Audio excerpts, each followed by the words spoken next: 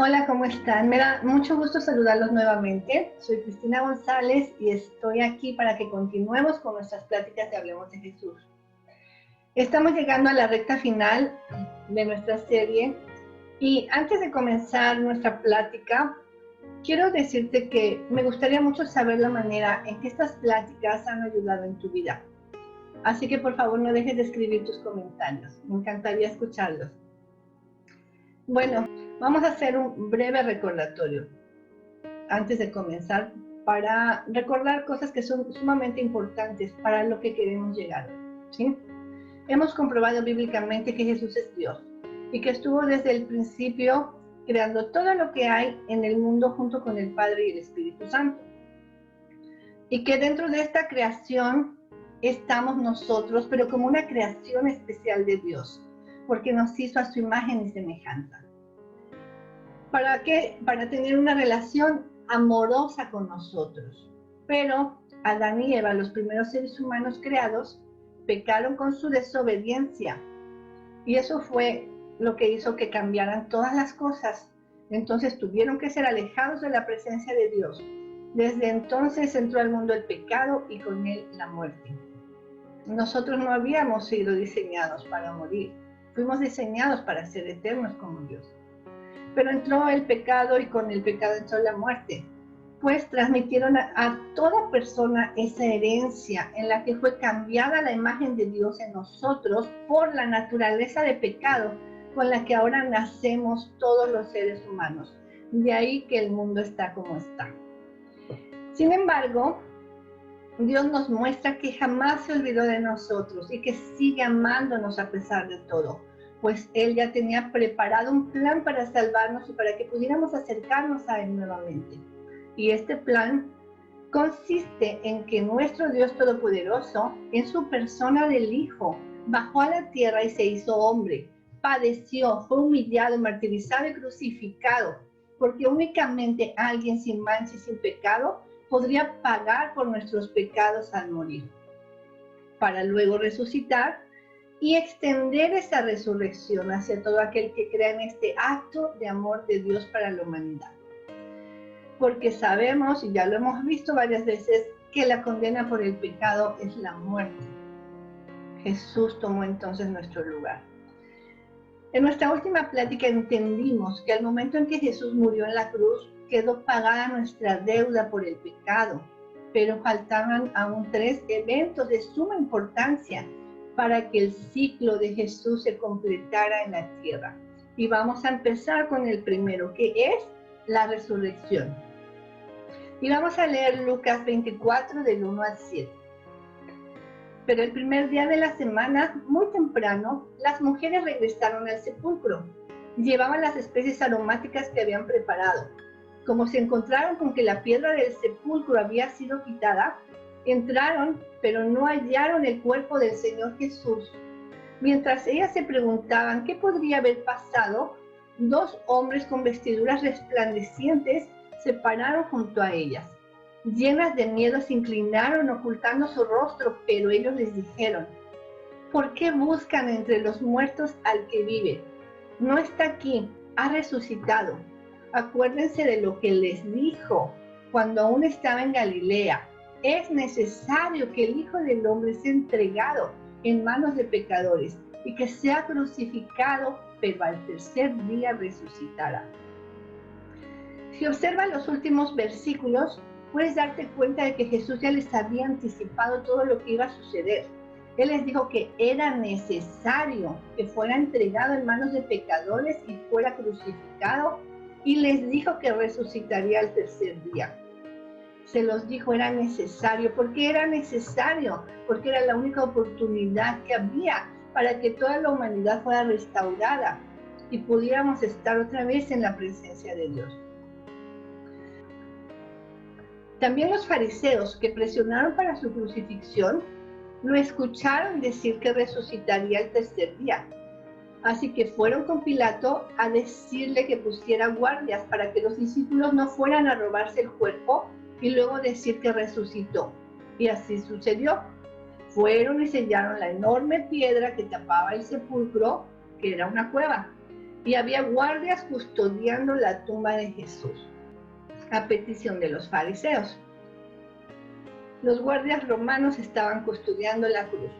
Pero, ¿qué pasó entonces cuando se enteraron de que la tumba ya estaba vacía? Vamos a ver Mateo 28, del 12 al 13.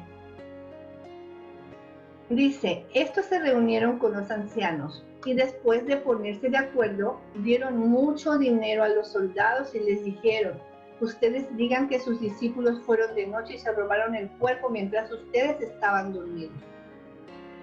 Lo que hicieron entonces fue sobornar a los guardias para que digan que los discípulos se habían robado el cuerpo de Jesús mientras ellos dormían. ¡Qué absurdo! La piedra había sido sellada, era una enorme piedra y la tumba estaba custodiada. Tristemente, estas autoridades religiosas judías defendieron hasta el final que Jesús no era el Mesías que ellos estaban esperando. Bueno, vamos a ver 1 Corintios 15, del 3 al 7. Dice, yo les transmití a ustedes lo más importante y lo que me había sido transmitido a mí también. Cristo murió por nuestros pecados, tal como dicen las Escrituras. Fue enterrado y al tercer día fue levantado de los muertos, tal como lo dicen las Escrituras. Lo vio Pedro y luego lo vieron los 12. Más tarde lo vieron más de 500 de sus seguidores a la vez, la mayoría de los cuales todavía viven, aunque algunos ya han muerto. Luego lo vio Santiago y después lo vieron todos los apóstoles. Por último, como si hubiera nacido en un tiempo que no me correspondía, también lo vi yo. Esas son palabras del apóstol Pablo. 2 veces hace énfasis en que todo sucedió como lo dicen las Escrituras. Al decir las Escrituras, se está refiriendo a las profecías del Antiguo Testamento que anticipaban que todo esto sucedería. Si tú quieres ahondar en eso un poco más, están ahí abajo en la pantalla las Escrituras, que son las profecías del Antiguo Testamento, que hablaban de todo lo que sucedería con Jesús. Lo que quiero que observes también en este pasaje es que hubo una gran cantidad de personas que fueron testigos de su crucifixión y resurrección. Muchas personas vieron cuando Jesús fue crucificado y lo vieron después de que él había resucitado. Pero los testigos no se limitan únicamente a los que mencionan en la Biblia. También hay grandes historiadores no cristianos de esa época como Tácito, Suetonio y Flavio Josefo, que repetidamente mencionan a Jesús en sus obras de diferentes maneras. Ahora, vamos a leer Hebreos 2, 14 y 15. Debido a que los hijos de Dios son seres humanos, hechos de carne y sangre, el Hijo también se hizo de carne y sangre, pues solo como ser humano podía morir y solo mediante la muerte podía quebrantar el poder del diablo, quien tenía el poder sobre la muerte. Este pasaje es muy importante porque nos muestra que el significado de la resurrección de Jesús es mucho más grandioso de lo que la gente se puede imaginar. Al morir, Jesús pagó nuestra deuda por el pecado, pero al resucitar venció a la muerte, extendiendo así la vida eterna para cada uno de nosotros,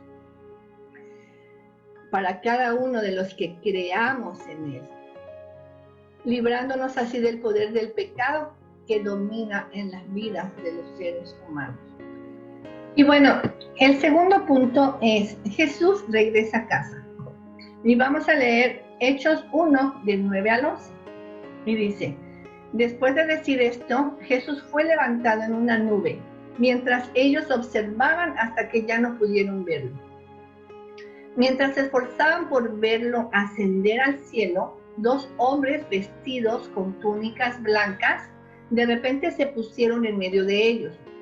Hombres de Galilea, les dijeron, ¿por qué están aquí parados mirando al cielo? Jesús fue tomado de entre ustedes y llevado al cielo, pero un día volverá del cielo de la misma manera en que lo vieron ir. Y una vez más vemos a 2 hombres vestidos de blanco hablando, primero cuando Jesús resucitó y ahora cuando Jesús ascendió al cielo. Y bueno, es aquí donde se completó el ciclo de Jesús en la tierra. Jesús estuvo 40 días en la tierra, después de que resucitó, y al dar la última instrucción, fue de regreso a casa. Su trabajo estaba terminado. Él podía regresar al Padre y decir, misión cumplida. Los pecados de la humanidad han sido pagados con mi sangre y con mi muerte. Y el camino está abierto para los que decidan creer y venir a casa con nosotros. Y esto es algo que también habló Jesús con los discípulos antes de ser entregado. Vamos a ver cómo dice Juan 14, del 1 al 3. No se turbe su corazón. Ustedes creen en Dios, crean también en mí. En la casa de mi Padre hay muchas habitaciones. Si así no fuera, ya les hubiera dicho. Así que voy a preparar lugar para ustedes. Y si me voy y les preparo lugar, vendré otra vez y los llevaré conmigo, para que donde yo esté, también ustedes estén. ¡Qué hermoso!